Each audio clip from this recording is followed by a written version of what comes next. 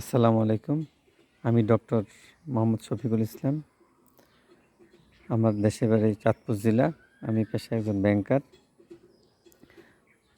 আমি চিকিৎসা ফাউন্ডেশনে অনেকগুলো কোর্স করেছি। তার মধ্যে অন্যতম একটি course CLMP, certificate in lifestyle medicine practice.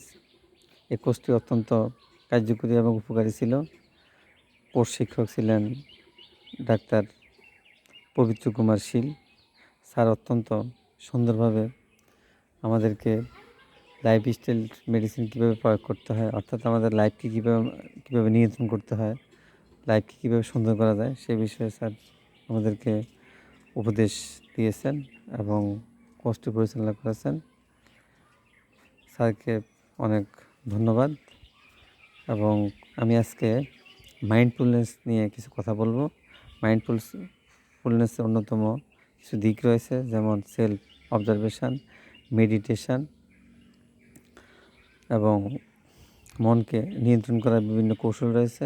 স্মৃতিশক্তি বৃদ্ধির কিছু কৌশল রয়েছে।